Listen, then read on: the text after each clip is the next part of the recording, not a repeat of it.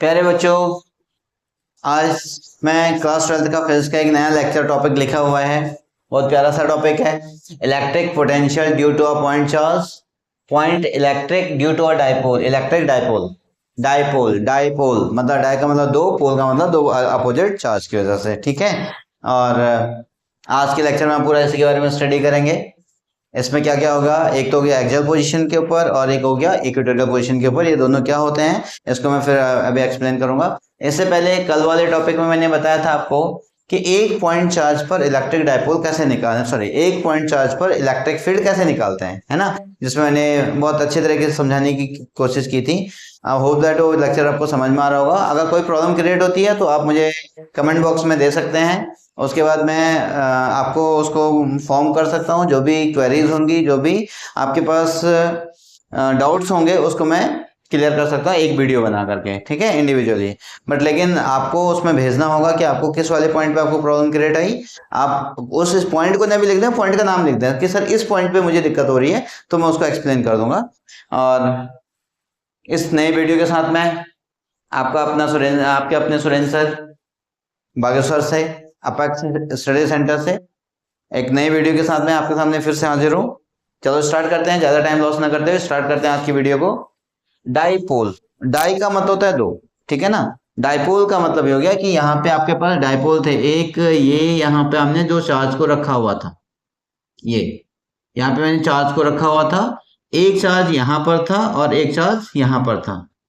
ये एक चार्ज था मेरे पास यहाँ पर और एक चार्ज ये था। तो इसमें चार्ज और इसमें चार्ज, ये था डाइपोल। एक तो आपने नेगेटिव चार्ज रखा और एक आपने इसको क्या रखा, पॉजिटिव चार्ज रखा। एक तो आपने क्या रखा, नेगेटिव चार्ज रखा और एक पॉजिटिव चार्ज रखा। ये तभी तो हो गया डाइपोल, है ना। मतलब इनके अंदर एक नेगेटिव, एक क्या है आपके पास, नेगेटिव चार्ज और पॉजिटिव चार्ज दोनों की कंडीशन आ रही है। तो इसलिए यहाँ पे क्या हो गया, एक नेगेटिव चार्ज और एक पॉजिटिव चार्ज। ये हो गया आपके पास नेगेटिव चार्ज, ये हो गया आपके पास नेगेटिव चार्ज, ये हो गया पॉजिटिव चार्ज, ठीक है। ओके, अब नेगेटिव पॉजिटिव चार्ज में इसको हमने 2L डिस्टेंस पे रखा हुआ है। कितने डिस्टेंस पे रखा हुआ है, 2L डिस्टेंस पे रखा हुआ है। अब सर ये 2L क्या हो गया सर, ये तो बड़ा खतरनाक क्वेश्चन आ गया। फिर 2L क्या मतलब होता है, R क्यों नहीं लिया, X क्यों नहीं लिया, 2L क्यों लिया, है ना, 2L क्यों लिया। देखो इसमें क्या होता है ना, हमें कैलकुलेशन में फ्रैक्शन हो गया, अंडर रूट हो गया, डेसिमल हो गया, नेगेटिव साइन हो गया, जितना बचा जा सकता है उतना बचना चाहिए। इसके लिए 12 लिया। अभी क्यों लिया, अभी और क्लियर हो जाएगा कॉन्सेप्ट, ठीक है। अब यहाँ पर मुझे क्या करना है कि इलेक्ट्रिक फील्ड निकालना है मुझे एक पॉइंट के ऊपर। कहाँ पे निकालना है, एक पॉइंट के ऊपर इलेक्ट्रिक फील्ड निकालना है। अब सपोज दैट किस पॉइंट के ऊपर मुझे इलेक्ट्रिक फील्ड निकालना है, मुझे निकालना है इस पॉइंट के ऊपर इलेक्ट्रिक फील्ड। ये वाला पॉइंट है P, यहाँ पे मुझे क्या निकालना है, इलेक्ट्रिक फील्ड। अब देखो इस पॉइंट पे इलेक्ट्रिक फील्ड निकालना है, क्लियर। यहां से यहां तक जो डिस्टेंस होगी, ये वाली डिस्टेंस, ये वाली डिस्टेंस। अब R क्यों लिया, distance is always measured from the centre of a dipole. कोई भी अगर दो सिस्टम होंगे तो उसकी जो डिस्टेंस होगी उसको हमें कहां से लेना है, उसके सेंटर से लेना है। सेंटर से इस पॉइंट तक की जो डिस्टेंस थी, यहां इसका सेंटर था, यहां इसका सेंटर था, यहां से इस पॉइंट तक की जो डिस्टेंस थी वो थी आपके पास R। वो कितना थे आपके पास, R था। यहां से यहां तक की जो डिस्टेंस है वो कितनी हो गई, R हो गई। अब देखो अब क्या हो गया, अगर मैं इसको L लेता तो इसका मतलब यहां से यहां तक की डिस्टेंस मेरे पास कितनी होगी, L, ये L हो गई। और यहां से यहां तक की डिस्टेंस मेरे पास कितनी हो गई, L। अब सोचो क्या मैं L फ्रैक्शन से बच गया, बिल्कुल मैं फ्रैक्शन से बच चुका हूं, ठीक है। हाँ, हम यहाँ पे फ्रैक्शन से बच गए हैं। अब हमारा एक कैलकुलेशन आसान हो जाएगी। अगर मैं इसको L लेता तो यहाँ पे मुझे इसको L/2 में डिवाइड करना पड़ता, ठीक। अब इलेक्ट्रिक फील्ड में डिस्टेंस क्या होती है कि इलेक्ट्रिक फील्ड जो होता है वो डिस्टेंस के इनवर्सली प्रोपोर्शनल होता है। किसमें, डिस्टेंस के इनवर्सली प्रोपोर्शनल होता है। तो अब यहां से यहां तक की डिस्टेंस आपके पास, यहां से यहां तक की डिस्टेंस क्या, R - L होगी। ये बच गया। ये अपने आप में बहुत बड़ा क्वेश्चन है, क्यों, यहां से यहां तक की डिस्टेंस R है, यहां से यहां तक की डिस्टेंस L है। तो बताओ ये कितनी होगी, इस पूरे में से इसको माइनस करेंगे तो ये डिस्टेंस आएगी, बिल्कुल आएगा सर, है ना। इसके बाद यहां से यहां तक की डिस्टेंस है, यहां से यहां तक की डिस्टेंस क्या ये r प्लस ऑफ एल होगी? ये देखिए ये r प्लस ऑफ एल होगी, ये वाली डिस्टेंस। क्यों? यहां से यहां तक की डिस्टेंस r है, यहां से यहां तक की डिस्टेंस l है, तो पूरी डिस्टेंस कितनी होगी? r plus of L. ठीक, फ्रैक्शन का कॉन्सेप्ट क्लियर हो गया। सर फ्रैक्शन क्यों लिया, वो कॉन्सेप्ट भी हमारे पास क्लियर हो गया, और इसको हमने ऐसा क्यों किया, वो कॉन्सेप्ट भी आपका क्लियर हो गया। तो ये कितना हो गया? r plus of L. कितना निकल गया है? r प्लस ऑफ एल आ गया। अब चलो एक पॉइंट तो क्लियर हो गया। अब इसमें हमें देखते हैं इस पॉइंट पर मैंने क्यू नॉट चार्ज रखा हुआ है। कौन सा चार्ज रखा है? क्यू नॉट चार्ज रखा हुआ है। यहाँ पे क्यू नॉट चार्ज रखा हुआ है, Q not charge. Q not charge मतलब टेस्ट चार्ज। अच्छा, टेस्ट चार्ज का नेचर कैसा होता है? सर पॉजिटिव होता है। टेस्ट चार्ज का वो कैसा होता है? पॉजिटिव होता है ना। टेस्ट चार्ज का नेचर पॉजिटिव होता है। अब यहाँ पे देखिए ये पॉजिटिव, ये पॉजिटिव, ये पॉजिटिव, ये पॉजिटिव। चल भैया भाग उधर को भाग, इधर मत आना, है ना। इलेक्ट्रिक फील्ड कहाँ जा रहा है? इधर को बताना। क्यों? क्योंकि क्या हो रहा है? रिपल्शन है। ये पॉजिटिव, ये पॉजिटिव, ये क्या कर रहा है? इसको रिपेल कर रहा है। ठीक हो गया। और दूसरी कंडीशन, इलेक्ट्रिक फील्ड की जो कंडीशन होती है वो हमारे पास क्या जाती है? हमें निकालना है इलेक्ट्रिक फील्ड निकालना है, ठीक है, इलेक्ट्रिक पोटेंशियल निकालना है। हाँ ठीक है, इलेक्ट्रिक पोटेंशियल। तो क्या होगा? ये क्या करेगा? उसको इधर की तरफ भगाएगा। ठीक, इलेक्ट्रिक फील्ड में क्या, इधर की तरफ पुश करेगा। अब क्या हो गया कि अब हमें चाहिए पोटेंशियल। यहाँ पे electric field due to the dipole तो नहीं है, लेकिन यहाँ पे क्या? Electric potential. इलेक्ट्रिक पोटेंशियल, अब आप सोचो क्या वेक्टर क्वांटिटी है? नहीं है। इसका मतलब हमें ये इसको इधर की तरफ पुश कर रहा है या इधर की तरफ खींच रहा है, उससे कोई मतलब तो है ही नहीं। सिंपल, क्योंकि वो तो तब की कंडीशन हम जा रहे थे जब डायरेक्शन की तरफ जा रहे हैं। तो अभी तक हम ये हमारे दिमाग में चल रहा था सर यहाँ पर ये पॉजिटिव था, ये भी पॉजिटिव था, तो पॉजिटिव था तो इसमें रिपल्शन क्यों नहीं लगा? यहाँ नेगेटिव था, यहाँ नेगेटिव था, तो इसमें अट्रैक्शन क्यों नहीं लगा? है ना। लेकिन वो कब था? वो इलेक्ट्रिक फील्ड जब निकाल रहे थे तब की कंडीशन थी। यहाँ पे क्या है? पोटेंशियल। पोटेंशियल कैसा है? Scalar quantity. मतलब हमें डायरेक्शन के बारे में सोचना ही नहीं है, अपने आप लगाता है जहां लगाता है, उससे हमें कोई मतलब ही नहीं है। हमें सिर्फ मतलब किससे है? ओनली जस्ट कि यहाँ पर नेट पोटेंशियल कितना दिखाएगा। ठीक हो गया। बट अब आपको क्या रखना है? पोटेंशियल के केस में आपको साइन के साथ में, यानी चार्ज का जो साइन है उसके साथ में आपको ध्यान रखना है। ओके, अब इसमें देखिए V plus Q, VP due to, अच्छा V प्लस ऑफ क्यू लेते हैं। V plus of Q equals to क्या होता है? 1 upon S V equals to 1 upon of 4 pi epsilon naught Q upon of R square. ये question था। अब कितना हो गया? तो now VP equals to V plus charge due to positive charge equals to 1 upon of 4 pi epsilon naught Q upon of R, कितने में? R minus of L का होल स्क्वायर। ये आपके पास पहला इक्वेशन हो गया। इस इक्वेशन को मैं हटा दे रहा हूँ क्योंकि मैंने क्या कहा था? सिर्फ जो प्लस था उसको मैंने प्लस रखा। ये तो हमारे पास क्या था? एक फॉर्मूला था, ये एक आपका रियल फॉर्मूला था, और इसके बाद मैंने क्या रख दिया? इसको ये फॉर्मूले में रख दिया। ठीक है। And V minus Q equals to 1 upon of 4 pi epsilon naught and Q upon of R plus of L का होल स्क्वायर। ये किसमें हो गया? Equation second. क्या ये सही है? नहीं, बिल्कुल गलत है। क्यों नहीं सही है? तो क्योंकि यहां पर चार्ज नेगेटिव था, तो मैंने यहाँ पे माइनस क्यू का रखा, तो यहाँ पे क्या होना चाहिए? माइनस। इस माइनस को मैं यहाँ पे लिख दे रहा हूँ। इस माइनस को कहाँ पे लिखा? मैंने यहाँ पे लिख दिया। ठीक है, तो अब इसकी वजह से माइनस हो गया। अच्छा, अब देखिए डायपोल की कंडीशन क्या होती है? डायपोल का मतलब क्या है? कि चार्ज का मैग्नीट्यूड सेम होता है।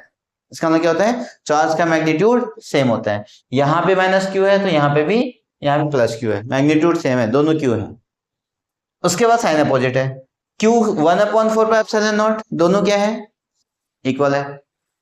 इसके केस में भी, इसके केस में भी 1 अपॉन 4 पाई एप्सिलॉन नॉट, इसमें भी इक्वल है और इसमें भी इक्वल है। Q भी इक्वल है, Q भी इक्वल है। अब रही बात R माइनस एल स्क्वायर और R plus of L square. अब देखिए 1 अपॉन 2 बड़ा या 1 अपॉन 3 बड़ा? ये बड़ा। देखो 3 जो है वो आपके 2 से बड़ा है, तो 1 अपॉन 2 बड़ा है और ये आपका 1 अपॉन 3 से बड़ा हो जाएगा। चलो अगर ऐसा नहीं भी करते हो तो उसको हटा दो, 2 और 3 का कॉन्सेप्ट थोड़ा आपके लिए भारी पड़ेगा तो रहने दो। इसका अब VP कितना हो गया? VP now VP is equals to, यानी potential at P, potential at P, जो टोटल जो काम कर रहा है वो कितना कर रहा है, इक्वल्स टू, इसका मतलब कितना हो गया, v plus of Q plus of v minus of Q. क्यों ऐसा, मैंने अभी बताया था जो किसी पॉइंट पर नेट पोटेंशियल जो होता है वो इंडिविजुअल पोटेंशियल के सम, अलजेब्रिक सम के इक्वल होता है, वेक्टर सम नहीं लिखा गया है।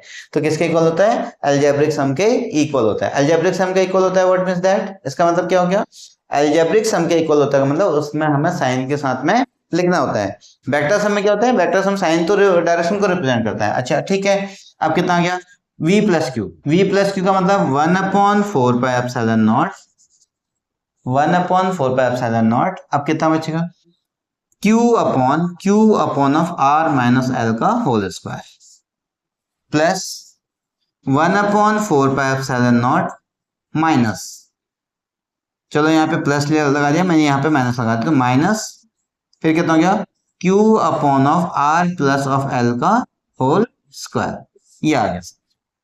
इसमें से क्या हो गया, अब मैं इसको ओपन करूंगा तो 1/4 pi epsilon naught equals to q upon of r minus of l का होल स्क्वायर, और ये हो गया plus minus minus 1/4 pi epsilon naught, and ये कितना हो गया, q upon of r minus r plus of l का होल स्क्वायर, ये हो गया। अब इसमें कैलकुलेशन मिनिमम करनी है, 1/4 पाई एप्सिलॉन नॉट, तो ये हो गया, q बाहर आ गया, दोनों में था। अब अंदर क्या रह गया, 1/1 of r minus of l का whole square and minus 1/1 of r plus of l का होल स्क्वायर, ये आपके लिए इसके लिए होगी, ये कंडीशन आपकी इसके लिए बच गई। ठीक है, अब कितना हो गया, 1/4 pi epsilon naught, 1/4 pi epsilon naught q upon q, यहां से कितना हो गया, r माइनस ऑफ l का whole square and r plus of l का होल स्क्वायर। बच्चों ये कैसे हुआ, समझ में आया हो, यहाँ पर मैंने इसका एलसीएम ले लिया है। ठीक है, जहां पे एलसीएम दोनों में से कुछ भी हो सकता है तो आप क्या करोगे, उसको दोनों में से दोनों को लिख दोगे एज इट इज। इसका मल्टीप्लीकेशन यहाँ r प्लस l का होल स्क्वायर हो गया, और फिर minus r minus of l का होल स्क्वायर यहाँ पे चला गया, r प्लस l स्क्वायर यहाँ हो गया और r माइनस l स्क्वायर हो गया। अब कितना बचे, 1/4 पाई एप्सिलॉन नॉट q, ये कितना हो गया, r स्क्वायर प्लस ऑफ, अच्छा a plus B, a minus B लगा सकते हैं, कैलकुलेशन कम हो जाएगी, r plus of l plus r minus of l, a plus B, a square minus B square है ना, तो a प्लस ऑफ b, और उसके बाद फिर यहाँ पे कितना हो गया, r plus of l minus r plus of l, ये भी हो गया, अपॉन ये कितना हो गया, r माइनस ऑफ l और r प्लस ऑफ l का होल स्क्वायर, दोनों का होल स्क्वायर, ये बच गया। अब इसमें से ये l और ये l कैंसिल हो गया, इसमें से ये r और ये r दोनों कैंसिल हो गए। अब कितना बचेगा, 1/4 pi epsilon naught, 1/4 pi epsilon naught q अपनी जगह पे था, ये हो गया 2r, फिर यहाँ पे कितना हो जाएगा, इंटू 12 अपॉन ये कितना हो गया, r square minus of l square का whole square, r square minus l square का होल स्क्वायर। अब तो ये कितना हो गया, यहां से हमने इसको लिया 2, r बाहर ले लिया, चलो इसको हमने क्या लिया, 1/4 pi epsilon naught q into 12, इसके साथ में लिया, अब ये बचेगा 2r upon of r square minus of l square का होल स्क्वायर, तो ये कितना बच गया आपके पास v, एक तो ये आ गया। लेकिन अब बात आती है हमें डाइपोल, तो इसका मतलब डाइपोल मोमेंट के रिस्पेक्ट में कह रहा होगा, तो इसके लिए q इंटू 12 क्या हो जाता है, 1/4 pi epsilon naught q into 12 का मतलब होता है डाइपोल यानी p, और इंटू ये बचेगा 2r upon of r square minus l square का होल स्क्वायर, ये कितना हो गया हमारे पास v, ये कितना हो गया v, ये आपके पास v की कंडीशन आ गई, ये आपके पास रियल में इसका v आ गया। डायरेक्शन का कोई इश्यू है नहीं, डायरेक्शन का कोई इश्यू नहीं है, तो ये क्या आ गया हमारे पास v आ गया। अब देखिए इसमें से if r is much greater than l, r is much greater than l, अगर r जो है वो l से बहुत ज्यादा बड़ा है, r l से बहुत बड़ा है तो l को कोई मतलब ही नहीं हुआ। अब तो कितना बच गया यहाँ पे, तो v equals to 1/4 pi epsilon naught p into of 2r upon r raise to power 4, कितना हो गया, r रेस्ट पावर 4 हो गया, है ना, क्योंकि ये तो कैंसिल हो गया, तो 2 का स्क्वायर कितना हो गया 4। तो अब ये कितना बचेगा, इस r से इसको कैंसिल हो गया, तो ये कितना हो गया 3। तो v equals to 1/4 pi epsilon naught p 2p upon of r cube, ये हो गया। ये आपके पास क्या आ गया, वेक्टर, ये आपका आ गया पोटेंशियल, ठीक है, ये आपका आ गया पोटेंशियल, ये आपका यहाँ पे पोटेंशियल बच गया, ये v equals to 1/4 pi epsilon naught 2 Q upon of r cube. अब यहाँ पे देखिए उसके ट्वाइस में है, तो अब आपके पास जो क्वेश्चन जो जनरेट होता है, एक कभी कभी ऐसा पूछ देता है, तो v is inversely proportional to 1/r, 1/r था, v is inversely proportional to 1/r। और दूसरी कंडीशन क्या थी, ये किस में है, जब हमारे पास स्ट्रेट फॉरवर्ड में था, उस टाइप में। अच्छा यहाँ गड़बड़ हो गया क्या मेरे पास, ओ माय गॉड, ये तो मैंने इलेक्ट्रिक फील्ड, चलो यहाँ पे ये गलत हो गया, ये गलत हो गया, हाँ ये ऐसे रहेगा, ये एज इट इज ऐसे रहेगा, क्योंकि मैंने इलेक्ट्रिक फील्ड का वो दे दिया आपको, ये सॉरी, इसके लिए तो और कुछ नहीं है, बस सिर्फ यहाँ से चेंज हो जाना है, बस स्क्वायर हटा दो सबका, इसका स्क्वायर हटा दो, और ये तो समझ में आ गया, यहाँ से गलत हो गया, स्क्वायर में हटा दो, तो यहाँ पे हाँ v इक्वल्स टू 1/r था, तो मेरे पास अब एक ही कंडीशन बचेगी, ये यहाँ से क्या माइनस ऑफ ये वाला बच गया, और इसमें से minus of r plus of ये वाला कॉन्सेप्ट हट गया स्क्वायर का, बाकी ये एज इट इज था, यहाँ ये स्क्वायर हट गया, यहाँ ये स्क्वायर हटा, तो यहाँ कितना बचेगा 12, यहाँ पे कितना हो गया 2r हट गया, सीधे सीधे कितना हो गया 2r, और यहाँ से ये 2r हट चुका है, ये कितना हो गया 12, तो यहाँ से 2r हट गया, यहाँ पे ये स्क्वायर हट चुका है, यहाँ पे ये स्क्वायर हट चुका है, अब क्या बचा, और यहाँ पे भी r क्यूब के बदले में यहाँ पे ये 2r हटा, तो यहाँ पे कितना हो गया r स्क्वायर, या आपका कितना हो गया r स्क्वायर, तो यहाँ पे भी कितना हो गया r स्क्वायर। तो एक तो है v is directly proportional to r, अभी निकला था, और दूसरा क्या हो गया कि v is directly proportional to 1/r square. क्या ये दोनों फॉर्मूले वैलिड हैं, बिल्कुल वैलिड है। ये कब है, due to a point charge, ये है due to a point charge की वजह से, और ये किसके लिए है, ड्यू टू अ डाइपोल। ये एमसीक्यू में क्वेश्चन बन सकता है। First, v is directly proportional to r square, v is inversely proportional to 1/r and inversely proportional to 1/r square, both a and b and none of this। तो यहाँ पर both A and B वाला concept आपका क्या होगा, सही हो जाएगा। एक किसकी वजह से था, एक डाइपोल की वजह से था, और एक पॉइंट चार्ज की वजह से था। होप दैट ये कॉन्सेप्ट आपका क्लियर हुआ होगा, और तब तक वीडियो को पॉज करके आप इसको कॉपी कर लें, और चैनल को लाइक शेयर एंड सब्सक्राइब भी करते रहें। इसका जो पहला पार्ट था वो था, जो अभी आपने सॉल्व कर चुके थे, वो था एक्सियल पोजीशन। वो क्या था, एक्सियल पोजीशन। उससे पहले मैंने नहीं लिखा है, तो ये हो गया electric field due to the axial position. ठीक है, अब सेकंड वाला जो मैं पार्ट कर रहा हूं, तो ये इसके ऊपर वाला जो था, इसके ऊपर वाला जो पार्ट था वो था, अब यहाँ पे मैं प्रूव करता हूँ equatorial position, EQUA equatorial position. किस पे जा रहा है, ये इक्वेटोरियल पोजीशन के ऊपर। किस पॉइंट में जा रहा है, अब हम ये इसको इक्वेटोरियल पोजीशन के ऊपर इसको सॉल्व कर रहे हैं। तो अभी इससे पहले हमने किस पे किया था,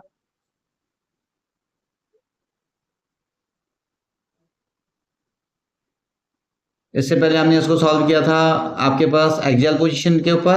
अब मैं प्रूव कर रहा हूं इक्वेटोरियल पोजीशन के ऊपर, है ना। अब ये क्या होता है, इसको अभी क्लियर हो जाएगा।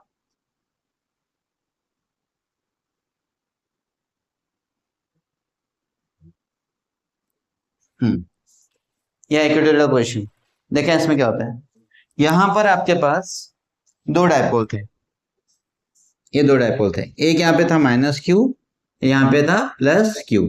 ठीक है, इसका जो आपका जो इक्वेटोरियल पोजीशन है, मतलब वो इसके परपेंडिकुलर बाइसेक्टर पे होगा, ये इसके परपेंडिकुलर बाइसेक्टर पे होगा। किस पे, परपेंडिकुलर बाइसेक्टर पे, ये ऐसे, ये इसके परपेंडिकुलर बाइसेक्टर पे है, ये इसके परपेंडिकुलर बाइसेक्टर पे है, ये ऐसे गया, ये किस पे, ये इसके परपेंडिकुलर बाइसेक्टर पे है, ये वाला, ये ऐसे। इक्वेटोरियल का मतलब दोनों एक ही साइड से इक्वल पे होगा, तो इसलिए यहाँ पे क्या हो गया, इक्वेटोरियल पोजीशन पे। अब उसके बाद जो हमारे पास जो कंडीशन आ रही है, सपोज दैट यहाँ पे कोई पॉइंट P है, यहाँ पे कोई पॉइंट P है जहां पे मुझे इलेक्ट्रिक फील्ड निकालना है। ये कौन सा पॉइंट है? P है, जहां पे मुझे इलेक्ट्रिक पोटेंशियल निकालना है, नॉट फील्ड। ठीक, अब क्या हुआ, इसका मतलब यहां से यहां तक की जो डिस्टेंस हो गई, यहां से यहां तक की डिस्टेंस कितनी होगी आपके पास? ये तो R ही बचेगी। ये कितनी होगी? R। इसको हमने R ले लिया। R डिस्टेंस वहां से वहां तक, जहां से चार्ज से फील्ड तक की, हमें डिस्टेंस वो लेना है। ठीक है, और यहां से यहां तक की डिस्टेंस भी कितनी होगी? यहां से यहां तक की डिस्टेंस भी कितनी होगी? ये वाली डिस्टेंस भी R हो गई। डायरेक्शन का इश्यू है नहीं, क्योंकि ये कैसा पोजीशन है? वेक्टर पोजीशन है। अब इसमें अगर मैं बात कर लूं तो as E is equals to V is equals to 1/4 pi epsilon naught Q upon of R, Q upon of R। So V positive equals to, positive charge की वजह से 1/4 पाई एप्सिलॉन नॉट, और यहाँ पे कितना हो गया? Q upon of R square. एक इक्वेशन ये हो गया, है ना। और दूसरा V minus Q equals to 1/4 pi epsilon naught, and that equals to minus Q upon of R square. किसकी वजह से? इस माइनस को यहाँ लेके आएंगे तो 1/4 पाई एप्सिलॉन नॉट, और ये कितना हो गया? Q upon of R square. ये कितना हो गया आपके पास? सेकंड। यहाँ पे माइनस हो गया V माइनस ऑफ Q। अब मैंने इससे पहले जब मैं इसको करा रहा था, इसका डेरिवेशन जब मैं कर रहा था, उस टाइम पे मैंने ये कहा था कि किसी पॉइंट पर जो आपका V नेट होता है, वो कहाँ, वो कितना होगा? Equals to V plus of Q minus of V minus of Q होगा, प्लस में, मतलब अलजेब्रिक सम के इक्वल होता है। तो अब यहाँ पे अलजेब्रिक सम कितना बचेगा आपके पास? V प्लस Q कितना हो गया? 1/4 pi epsilon naught, 1/4 pi epsilon naught Q upon of R। फिर से मैंने यहाँ पे गलत कर दिया यार, ये R स्क्वायर नहीं हो रहा है, Q अपॉन ऑफ R। यहाँ पे Q अपॉन ऑफ R है, और यहाँ पे भी कितना होगा? Q अपॉन ऑफ R, फिर plus minus 1/4 pi epsilon naught, and that equals to Q upon of R। तो ये कितना हो गया? 1/4 pi epsilon naught, 1/4 pi epsilon naught, और Q upon of R common ले लिया, तो यहाँ पे बचेगा 1 प्लस माइनस ऑफ 1, ये कितना हो गया? That equals to 0। तो ये कितना हो गया? V net. यानी अब आपके पास इक्वेटोरियल पोजीशन पर हमेशा पोटेंशियल जो होगा वो कितना होगा? 0 होगा। हमेशा कितना हो गया? 0। ये इसके पोटेंशियल पे हमेशा जो डिस्टेंस होगी वो कितनी होगी? 0 होगी। और यहाँ पे भी हमने इसको L किया, तो ये भी डिस्टेंस L था, ये भी डिस्टेंस L था। अब यहाँ से हमें डिस्टेंस लेने का कोई मतलब था नहीं, डायरेक्टली हमें उसके कहाँ से? चार्ज से डिस्टेंस को मेजर किया हुआ था। तो ये कंडीशन आ गया आपके पास इक्वेटोरियल पोजीशन पर। ठीक है, अब बाद में क्या होता है कि इस पॉइंट पर, इस परपेंडिकुलर बाइसेक्टर लाइन के ऊपर आपका कभी भी पोटेंशियल हमेशा क्या होता है? 0 होता है। कल हम इसको नेक्स्ट में उसमें डिस्कस करूंगा कि उसको हम लोग बोलते हैं फिर इक्विपोटेंशियल सरफेसेस। ये वो रीजन है जहां पे हमारे पास इक्विपोटेंशियल सरफेस हमें मिलता है। होप दैट ये समझ में आया होगा, है ना। और बहुत अच्छे तरीके से कोशिश की गई थी ताकि आपको ये समझ में आ जाए, और इसको हमने पूरा एक्सप्लेन करके, वेल डिफाइन करके कोशिश की है। और अब वीडियो को पॉज करके आप कॉपी करें, इनका डेरिवेशन करें। अभी तो सिर्फ बोर्ड पर्पज के लिए जा रहे हैं, और फिर धीरे धीरे इसका सिलेबस खत्म करके फिर मैं आगे की तरफ मूव करूंगा कॉम्पिटिटिव वाला, तो जेईई मेन की तरफ, क्योंकि सबसे मेन पहले आपका बोर्ड ही रह गया है। और कायदे के अकॉर्डिंग तो ये साथ साथ में कर सकता था, लेकिन अभी क्या होगा कि टाइम हमारे पास रह गया कम, और उसके बाद पहले हम बोर्ड को फोकस करके उसके बाद फिर रिवीजन में आकर के एग्जाम के टाइम पे हम रिवीजन में भी करेंगे और इसको भी फॉलो करते हुए जाएंगे। Till then okay, bye bye, फिर मिलते हैं नए टॉपिक के साथ में कल नेक्स्ट वीडियो में। और तब तक आप इनको रिवाइज करते रहें, कंटिन्यूसली करते रहें और सॉल्व करते रहें, ताकि आपका आगे वाला जो पीछे वाला बैकअप कंटिन्यू रहेगा और आगे हम सॉल्व करते चले जाएंगे। चैनल को लाइक शेयर एंड सब्सक्राइब करना मत भूलना। Okay, bye bye.